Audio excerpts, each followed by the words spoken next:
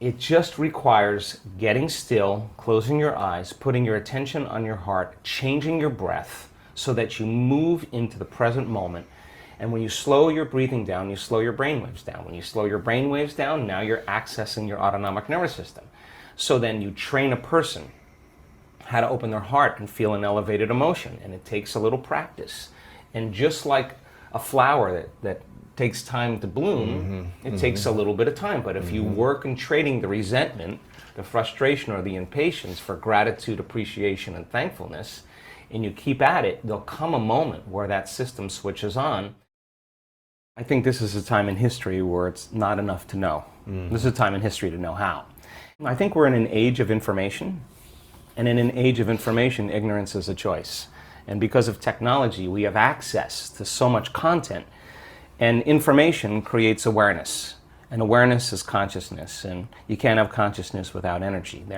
They work together. So there's an energetic change, I think, that's taking place in the world right now where people are so informed that old models, old paradigms are beginning to break down, whether it's the medical model or the religious model, the education model, journalism, the economy, politics. It's all beginning to come to the surface because something else has to come out. And I think that one of the things that people are realizing is that you don't have to be a Buddhist monk to do this, or a nun with 40 years of devotion. You just got to understand the formula. And just like any skill or anything you learn, you got to go from thinking to doing to being. You got to take knowledge, you create the experience, and if you keep doing it over and over again, you start getting a skill, or you start getting wise about how to do it.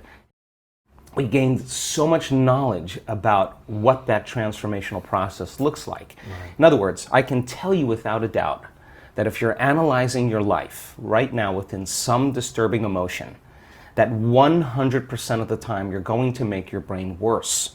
If you think about your life, if you're stuck in an emotion, like you're frustrated, you're angry, you're fearful, resentful, and you're thinking within that emotional state. In other words, you can't think greater than how you feel.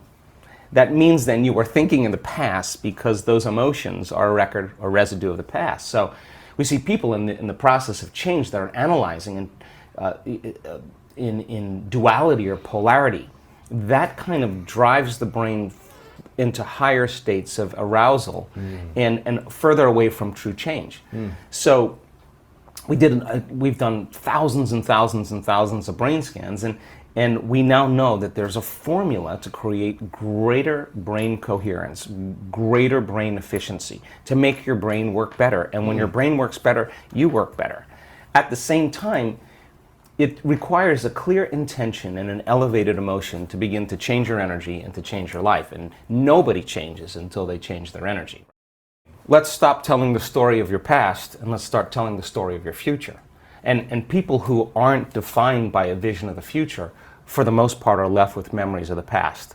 Your brain is a record of the past. It's an artifact of everything you've learned and experienced to this moment. So most people wake up in the morning and they start thinking about their problems. And those problems are memories that are tattooed in the brain that are associated to certain people and things at certain times and places. So the moment the person wakes up, clean slate, they start thinking about their problems. They're thinking in the past. You got to labor to get that person beyond the emotions that keep them tacked or anchored to the past. And yes, it takes an effort to do that, but if you keep working with the formula, you'll reach that elegant moment where there's a liberation of energy. And now your body, as the unconscious mind, the objective mind, is not believing, it's living in the same past experience 24 hours a day because you're liberating the body from that emotional state. If you're not being defined by a vision of the future, it just means to me that you're more in love with your past than you are with the future. So how do you teach people to believe in a future that they can't see or experience with their senses yet, but they've thought about enough times in their mind that their brain is literally changed to look like the event has already occurred? The latest research in neuroscience says that's absolutely possible. We know that. And how do you teach a person to select a new possibility in their future and begin to emotionally embrace that future before it's made manifest to such a degree that their body, as their unconscious mind, is believing it's living in that future reality in the present moment, and they're signaling new genes in new ways ahead of the environment. What happens to your immune system when you do that? Well, it turns out we've done an experiment. Just 10 minutes a day, 3 times a day with 120 people, trading resentment, frustration, fear for gratitude, appreciation, and thankfulness. Measuring their immune response, the chemical immunoglobulin A, your primary defense against bacteria and viruses, the best flu shot you'll ever get, lives innately within you.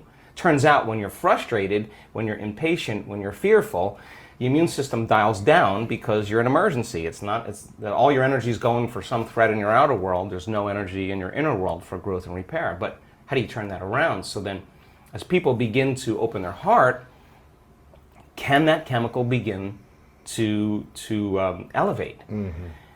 4 days, 50% change in the 120 people.